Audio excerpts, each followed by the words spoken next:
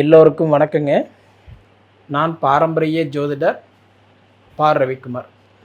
இப்போ நாம் பார்த்துட்டு இருக்கக்கூடிய ஒரு தலைப்பு பார்த்திங்கன்னா, அதாவது ஜூலை மாதத்துக்கு உண்டான மாத பலன்களை பற்றி தான் இந்த காணொலியில் பார்த்துட்ருக்குறோம். இந்த ஜூலை மாதம் கன்னி ராசியில் பிறந்த உங்களுக்கு என்னென்ன மாற்றங்களை கொடுக்க போகிறார் அப்படின்னு பார்த்திங்கன்னா, பொதுவாகவே இந்த ஜூலை மாதம் 1ஆம் தேதி பிறக்கக்கூடிய தருணம் பார்க்கும்போது புதன்கிழமை அதிகாலையில், அதாவது இன்றைக்கி பூராட நட்சத்திரம் 4ஆம் பாதத்தில் தனுசு ராசியில், அது போக பார்த்திங்க அப்படின்னா மீன லக்னத்தில் சுக்கிர பகவானுடைய திசையில் 264 டிகிரியில் தான் இந்த மாதம் பிறக்கப்படுதுங்க.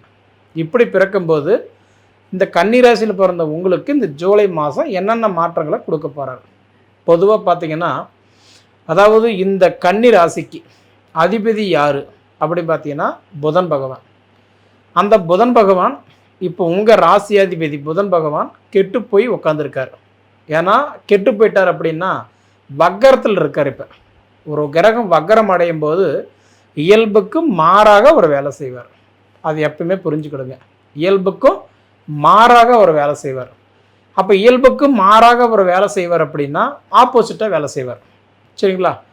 அப்போ அந்த புதன் பகவான் இப்போ உட்காந்துருக்கக்கூடிய இடம் எங்கே உட்காந்துருக்காருன்னா கடக ராசியில் உட்காந்துருக்காரு. உங்கள் ராசிக்கு 11ஆம் இடத்துல உட்காந்துருக்காரு. உட்காந்த இடமெல்லாம் அற்புதமான இடம் தான். 11ஆம் இடம்ன்றது லாபஸ்தானம். லாபஸ்தானத்தில் உட்காந்துருக்கிறது தாய் வீட்டில் தந்தையோடு சேர்ந்து உட்காந்துருக்கிறது ஒரு நல்ல விஷயந்தான். ஆனால் 4ஆம் தேதி வரைக்கும் தான் புதன் பகவான் அவர் கடக ராசியில் இருப்பார். அடுத்தது என்ன பண்ணுவார்னா 11ஆம் இடத்துலேருந்து 10ஆம் இடம் மாறுறாரு. 10ஆம் இடம் அப்படின்னா மிதுன ராசிக்கே போகிறார். மிதுன ராசிக்கு அதிபதி மிதுன ராசியிலே இப்போ உட்காந்துருவார். அப்போ 7ஆம் தேதியிலிருந்து 24ஆம் தேதி வரைக்கும், அப்படி பார்த்தீங்கன்னா அந்த 24ஆம் தேதி வரைக்கும் வக்கரத்தில் தன் சுய வீட்டில் போய் உட்காந்துருவார். எப்படி பார்த்தாலுமே 24ஆம் தேதி வரைக்கும் உங்கள் ராசி அதிபதி நல்லா இல்லை. ஏன்னா ஒவ்வொரு ராசிக்கும் தன்னுடைய ராசிக்கு அதிபதி நல்ல நிலைமையில் இருந்தால் மட்டும்தான் அவர் நல்லது பண்ணுவார். இப்போ ஒரு உதாரணத்துக்கு நீங்கள் ஒரு அமௌண்ட் வெளியில் கொடுத்துருக்கீங்க, அது வரவேண்டிய இடத்துல கொடுத்துருந்தா நீங்கள் பயப்படாது இருக்கலாம். அது வந்துடும், இன்றைக்கி இல்லைனா கூட நாளைக்கு வந்துடும்ன்றது தைரியத்தோடு இருக்கலாம். வராதுன்னு தெரிஞ்சு அது 1 கோடி ரூபாயோ இல்லை 1000 ரூபாயோ அது வராதுன்னு தெரிஞ்சு ஒரு இடத்துல கொடுத்தா அது மன அமைதி கெட்டு போயிடும் இல்லையா? அந்த மாதிரி உங்களுடைய ராசியாதிபதி 24ஆம் தேதி வரைக்கும் அவர் வக்கரத்தில் இருக்கிறதுனால அவர் ஸ்லோவாக தான் வேலை செய்வார். அது முதல்ல மைண்டில் வச்சுக்கோங்க. அதனால் விரலுக்கு தகுந்த வீக்கத்தை மட்டும் வச்சுக்கோங்க. தேவையில்லாத ஒரு இன்வெஸ்ட்மெண்ட், தேவையில்லாத உறவுகள், தேவையில்லாத பழக்க வழக்கங்கள், தேவையில்லாத ஒரு நட்பு கண்டிப்பாக வேண்டாம். சரிங்களா? 24ஆம் தேதிக்கு மேலே தன்னோட சொந்த வீட்டிலேயே புதன் பகவான் வக்கர நிவர்த்தியாகி உட்காந்துட்டாருன்னா, அது குறிப்பாக 10ஆம் இடத்துல உட்காரும்போது அந்த மாதிரி நேரத்தில் தான் உங்களுக்கு இந்த தொழில் இருக்கிற தடைகள் விலகிறது, தொழில் இருக்கக்கூடிய பிரச்சனை தீர்றது, வேலைகள் நல்லபடியாக அமைகிறது, தொழில் ரீதியாக எடுத்த முயற்சிகள் வெற்றி கிடைக்கிறது. ஏன்னா அப்போ புதன் பகவான் மிதுன ராசிக்கு போயிடுவார்ல 10ஆம் இடத்துக்கு. அப்போ 10ஆம் இடத்துக்கு போய் அவர் என்ன பண்ணுவார், கிட்டத்தட்ட பார்க்கும்போது தன் சொந்த வீட்டிலேயே இயல்பு நிலையில் வந்துடுவார். அப்போ உங்களுக்கு ஓரளவுக்கு நல்லா சப்போர்ட் பண்ணுவார். 24ஆம் தேதி வரைக்கும் அவருக்கு ஸ்லோவாக வேலை செய்வார். கொஞ்சம் கவனமாக பார்த்துக்கிடுங்க. ஒன்று. அடுத்தது பார்த்திங்கன்னா உங்களுக்கு 2ஆம் இடம் தனஸ்தானத்துக்கும் 9ஆம் இடம் பாக்கியஸ்தானத்துக்கும் அதிபதினு சொல்லக்கூடிய சுக்கிர பகவான் உங்களுக்கு உட்காந்துருக்கக்கூடிய இடம் பார்த்திங்க அப்படின்னா இன்றைக்கி 11ஆம் இடம் லாபஸ்தானத்தில் உட்காந்துருக்கிறார். இதுவும் நல்ல விஷயந்தான். 11ஆம் இடத்துல லாபஸ்தானத்தில் உட்காந்துருக்கிறது நல்ல விஷயந்தான். ஆனால் 4ஆம் தேதி வரைக்கும் தான். 4ஆம் தேதிக்கு மேலே என்ன பண்ணுறாருன்னா அவர் உங்களுக்கு கரெக்டாக 11ஆம் இடத்துலேருந்து 12ஆம் இடம்னு சொல்லக்கூடிய சிம்ம ராசிக்கே வந்துடுறாரு. அப்போ சுக்கிர பகவான் சிம்ம ராசியில் 12ஆம் இடத்துல உட்காரும்போது என்ன பண்ணிடுவார்னா, பொதுவாக ஒரு கிரகமும் 12ல் போய் உட்காரக்கூடாது. 12ஆம் இடத்துல போய் உட்கார்ற கிரகம் அதுவும் ஸ்லோவாக தான் வேலை செய்யும். ஏன்னா 12ஆம் இடம்ன்றது மறைவஸ்தானம் இல்லைங்களா? அதனால் கிட்டத்தட்ட 4ஆம் தேதிக்கு மேலே 31ஆம் தேதி வரைக்கும் சுக்கிரன் உட்காந்துருக்கக்கூடிய வீடும் உங்களுக்கு நல்லா இல்லை. அதனால் உங்கள் ராசிக்கு அதிபதினு சொல்லக்கூடிய புதனும் 24ஆம் தேதி வரைக்கும் ஒரு ஸ்லோவாக தான் வேலை செய்வார். ரெண்டாவது 2ஆம் இடத்துக்கும் 9ஆம் இடத்துக்கும் அதிபதினு சொல்லக்கூடிய சுக்கிரனும் அவர் 4ஆம் தேதிக்கு மேலே போய் 12ஆம் இடத்துல மறையிறதுனால அவரும் உங்களுக்கு ஸ்லோவாக தான் வேலை செய்வார். சரிங்களா? அடுத்தபடி பார்த்தீங்கன்னா உங்களுக்கு 3ஆம் இடம் தைரியஸ்தானத்துக்கு அதிபதி, 8ஆம் இடம் ஆயுள் ஸ்தானத்துக்கு அதிபதினு சொல்லக்கூடிய, அதாவதுன்றது இன்னைக்கு செவ்வாய் பகவான். இப்போ செவ்வாய் வந்து பார்க்கும்போது உங்களுக்கு 9ஆம் இடத்துல உட்காந்துருக்காரு. இப்போ செவ்வாய் தான் உங்களுக்கு கொஞ்சம் சப்போர்ட் பண்ணிட்டு இருக்கிறாருன்னு நான் சொல்லுவேன். ஏன்னா செவ்வாய் 9ல் இருக்கிறார். இப்போ பொதுவாக செவ்வாய் கெட்டு போயிட்டாருன்னு வச்சுக்கோங்களேன், நம்ம என்னதான் நம்ம வந்து தேனெல்லாம் பூசி தெருவெல்லாம் உருண்டுனா கூட ஒட்டுற முன்னு தான் ஒட்டுன்ற மாதிரி, என்னதான் சம்பாதிச்சாலும் வீட்டில் 4 காசு இருப்பு இருக்காது.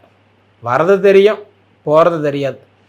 மாடு கறக்க போன கொடிக்கு கரெக்டாக போயிடும். அப்போ எப்படி இருக்குது சார், ஒரு கடனை கட்டிட்டா இன்னொரு கடன் வந்துடுது சார்.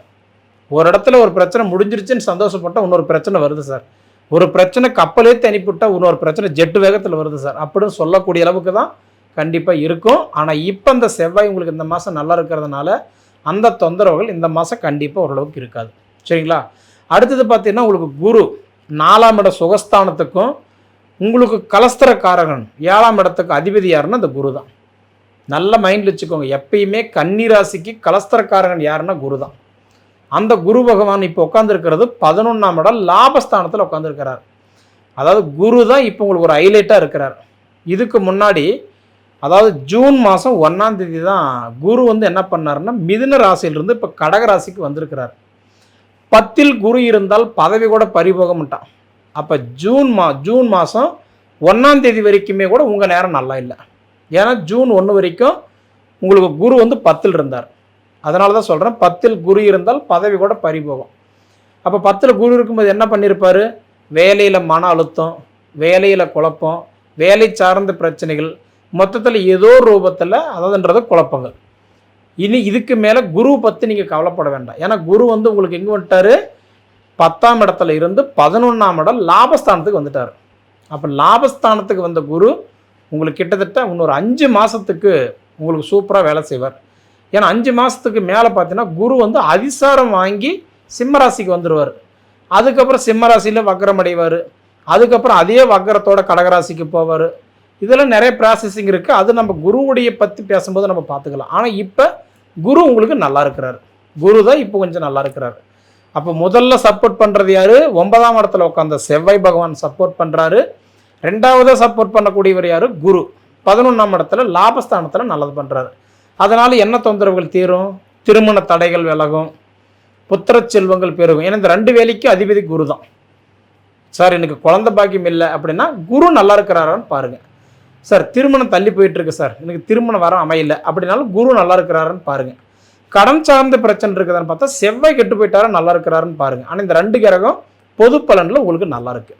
சரிங்களா? அடுத்தபடி பார்த்தீங்கன்னா உங்களுக்கு வந்து சனி பகவான் உங்களுக்கு 5ஆம் இடம் புத்திரஸ்தானத்துக்கும் 6ஆம் இடம் ரோகஸ்தானத்துக்கும் அதிபதினு சொல்லக்கூடிய சனி பகவான் இப்போ உங்களுக்கு கண்டக சனியே நிற்கிறார் இல்லையா? இப்போ பொதுவாக கன்னிராசிக்கு எடுத்துக்கிட்டிங்கன்னா கண்டக சனி, கண்டதும் தெண்டம் மண்ணி கைப்பொருள் விரையம் மண்ணி பண்டவோர் நாட்டை விட்டு வனவாசம் போகாத கொடுமையை சிரமத்தை அனுபவிக்கிற இடத்துல இருக்கிறார். 1 வருஷம் 5 மாதமாக 2025 அதாவதுன்றது வந்து மார்ச் 29ஆம் தேதி அன்னைக்கு உங்களுக்கு இந்த கண்டக சனி பிடிச்சிது. இந்த 1 வருஷம் 5 மாதமாக கன்னிராசியில் பிறந்த உங்களுக்கு ஏதோ ஒரு வடிவத்தில் அடிபட்டிருக்கலாம், விபத்து, தையல் போடுறதோ, கட்டுக்கட்டி இருக்கலாம், ஹாஸ்பிட்டலு, ட்ரீட்மெண்ட்டு, ஏதோ ஒரு வகையில் சின்ன சின்ன தொந்தரவு கொடுத்துருக்கலாம். கொடுத்துருந்தா இதுக்கு மேலே வராது. ஆனால் வரலன்னா கொஞ்சம் கவனமாக இருங்க. ஏன்னா உங்களுக்கு கண்டகச்சனி. ஆனால் அந்த கண்டகச்சனியிலிருந்து கஷ்டப்பட்டுட்டு இருந்த உங்களுக்கு இப்போ அந்த கண்டகச்சனியை கஷ்டத்தை கொடுத்த சனி பகவான் இப்போ வக்ரமாகிறார். இந்த மாதம் ஜூலை மாதம் 27ஆம் தேதி சனி வந்து வக்ரத்துக்கு போகிறார். அப்போ இந்த ஜூலை 27ஆம் தேதிக்கு மேலே டிசம்பர் மாதம் 11ஆம் தேதி வரைக்கும் உங்களுக்கு கிட்டத்தட்ட 107 நாளைக்கு சனியுடைய தொல்லை உங்களுக்கு கண்டிப்பாக இல்லை. பயப்பட வேண்டாம். கடனாகி போச்சு, கஷ்டப்பட்டுட்டேன், குடும்பம் பிரிஞ்சிருச்சு, கடன் பிரச்சனை கழுத்து பிடிக்கிற மாதிரி இருக்குது, குழப்பங்கள் அதிகமாகி போச்சு, எதை சாப்பிட்டா பெத்தம் தெளியும்ன்ற மாதிரி இருக்கிறேங்க. அந்த மாதிரி 1000 கேள்விகள் இருந்தாலும் நான் சொல்லக்கூடிய டேட்டு ஜூலை 27ஆம் தேதியிலிருந்து டிசம்பர் 11ஆம் தேதி வரைக்கும் 107 நாளைக்கு உங்களுக்கு எந்த பாதிப்பும் கிடையாது, நல்லா இருக்குது. அதனால் உங்கள் சுய ஜாதகம் நல்லா இருக்கான்றதை மட்டும் ஒரு தடவை பார்த்துக்கோங்க. இப்போ உங்களுக்கு சனி பற்றி தான் உங்களுக்கு கவலையே, சரிங்களா? ஏன்னா உங்களுக்கு வந்து வருட கிரகம்னு சொல்லக்கூடிய 2 கிரகம் முக்கியமான கிரகமும் உங்களுக்கு கெட்டு போயிருந்தார். 10ல் குரு உட்காந்து வேலையில் கெடுத்துட்டு இருந்தார். சனி பகவான் உங்களுக்கு கட்டன்றது உங்களுக்கு மேன ராசியில் உட்காந்து கண்டகச்சனியை கொடுத்து கஷ்டத்தை கொடுத்துட்டு இருந்தார். இந்த கவலை இனி இதுக்கு மேலே உங்களுக்கு தேவையில்லை. ஓரளவுக்கு நல்லா இருக்கும். அதனால் உங்களுக்கு இந்த மாதிரி சுச்சுவேஷனில் நீங்கள் எங்கே போயிட்டு வந்தால் நல்லதுன்னா குலதெய்வத்தினுடைய வழிபாடு எடுத்துக்கோங்க. குலதெய்வத்து கோயிலுக்கு போங்க, சரிங்களா? அப்படி இல்லை அப்படின்னா பக்கத்தில் இருக்கக்கூடிய அரச மரத்துக்கடியில் இருக்கக்கூடிய பிள்ளையாரை போய் நீங்கள் வணங்கிட்டு வாங்க, கண்டிப்பாக நல்லாயிருக்கும், சரிங்களா? எது எப்படியோ இந்த ஜூலை மாதம் உங்களுக்கு நல்லா இருக்குன்றதில் மாற்றம் இல்லை. அனுபவித்து பார்த்து சொல்லுங்கள். நன்றி.